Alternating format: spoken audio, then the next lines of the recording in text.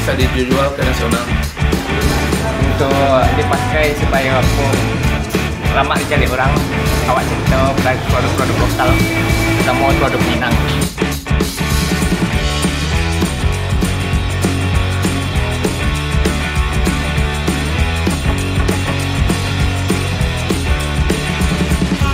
Hai guys, kali ini kita mengunjungi Kedai Tangkele. Ayo ngaku, siapa yang suka pakai produk Tangkele? Tangkele merupakan produk lokal Minang pertama berkonsep distro yang berdiri pada 14 April 2009. Saat ini, Kedai Tangkele sudah memiliki 8 cabang dan 1 pusat konveksi yang dibangun pada 2015 di kota Payakumbuh. Ada yang tahu nggak sejarahnya? Daripada nebak-nebak, mendingan kita dengar nih penjelasan ownernya. Tangkele berdiri tahun 2009.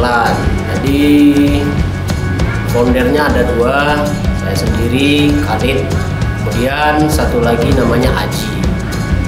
Jadi Tangkele pionir di Sumatera Barat yang pada waktu itu kondisi perekonomian tren sedang trennya distro yang ke barat-baratan. Nah, jadi kami berdua punya ide untuk menerapkan konsep Minang lokal ke dalam industri kreatif Minang yang temanya lokal. Jadi saat 2009 pas kami memulai, sebelumnya kita masih menjadi karyawan Sudra, sebuah perusahaan media, sama Aji juga karyawan di sebuah media. Kami berdua berasal dari ilustrator. Mungkin karena bukan bosan, karena pengen berusaha, jadi makanya kita punya ide untuk membuka sebuah brand lokal yang namanya Tangkele.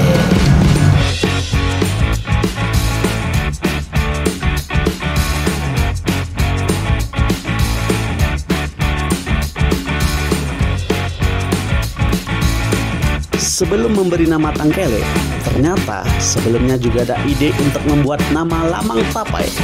Namun, karena filosofinya dinilai kurang bagus, nama itu pun akhirnya tidak jadi dipakai. Kenapa Tangkele? Seperti kata orang-orang, sebuah nama harus punya filosofi. Awalnya namanya Lamang Tapai.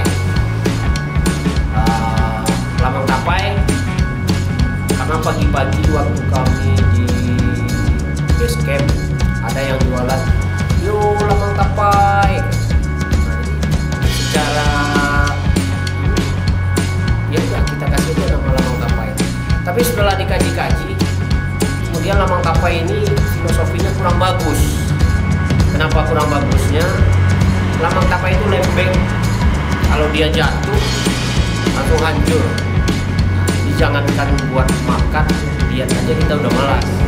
Nah, jadi di seiring berjalannya waktu, makanya kita rubah, cari nama yang agak kuat. Kalau dipikir-pikir, yang kuat kayaknya kan yang terbuat dari kayu atau besi. Jadi timbul nama Tangkele. Tangkele kan terbuat dari kayu, keras, tahan lama, dan kemanapun kita pakai pasti dia berdiri. Jadi kayaknya udah kalau di Tangkele. Kemudian karena Tangkele ini udah jarang kita temui, bentuk aslinya pun udah banyak orang yang nggak tahu, paling orang-orang tua kita dulu yang mengatakan.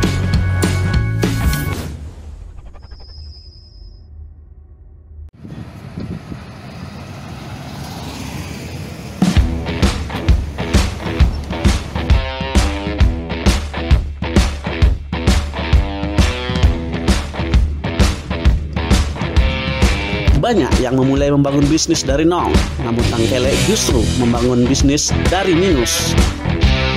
jumlahnya mencapai puluhan juta rupiah. Dan uang itu didapatkan dengan meminjam uang ke sana kemari. Kami tidak memulai dari nol, tapi dari minus. Kenapa dari minus? Karena di awal kita merintis, pertama kita minus keuangan pasti. Yang kedua, kita hanya punya basic di bidang desain. Kita tidak punya basic di bidang usaha. Jadi udah 2 minus.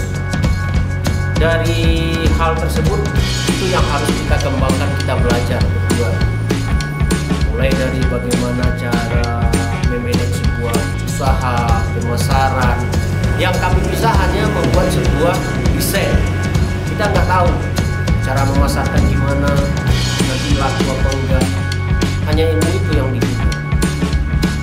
Tambah lagi minus ke modal.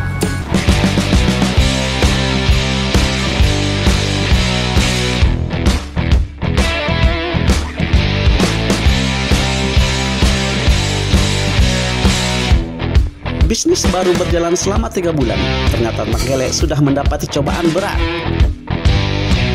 Pada 30 September 2009, terjadi gempa dahsyat yang meluluhlantakkan kota Padang dan sekitarnya. Kejadian itu juga membuat Tangkelek jadi merugi karena produk jualan rusak dan tak layak pakai akibat dampak gempa tersebut. Jadi tahun 2009 pernah terjadi gempa kekuatannya 7, sekian skala Richter, tepatnya tanggal 30 September. Jadi itu pas setelah 3 bulan kita memulai usaha. Kita usaha di sebuah plaza di kota Padang, berada di tingkat 3. Jadi sore itu pas gempa itu terjadi, gedung itu patah. Jadi kita berada di lantai 3, lantai 4-nya itu toilet umum dan kamar mandi. Jadi pas patah, jadi air masuk ke bawah, jadi semuanya habis. 3 bulan kita berjalan, semuanya habis, modal habis. Artinya nggak ada properti yang bisa dibawa, paling hanya beberapa yang pecah. Jadi dari kejadian itu kita baru mulai, belum lagi kita bayar utang vendor, utang buat modal, kita udah diuji. 3 bulan berjalan, rasanya jangankan untuk mendapatkan untung, mengembalikan modal saja mungkin kita belum dapat. Nah, jadi downnya itu bukan main. Untuk bangkit lagi, kita membutuhkan kekuatan. Nah, jadi mungkin dengan seiring berjalan waktu, support dari keluarga terdekat, dari orang tua, teman, karena yang kita punya kayaknya buat tukar ke bisnis lain kayaknya kita nggak mungkin. Jadi karena yakin brand ini masih bisa berjalan, makanya setelah 2 bulan pasca gempa kita minjam modal lagi. Modal lagi hanya untuk bayar sebuah toko kecil bekas travel mobil itu yang kita bangun lagi, besarnya cuma hanya 2 kali 2 meter, kecil. Nah, jadi itu yang kita display dengan modal kecil lagi. Kita kembangkan lagi, kita mulai dari minus 0 mungkin sampai ke 1, 2, 3, 4. Dan itu yang kita coba lambat. Setelah setahun berjalan, akhirnya keyakinan itu ada, nampak.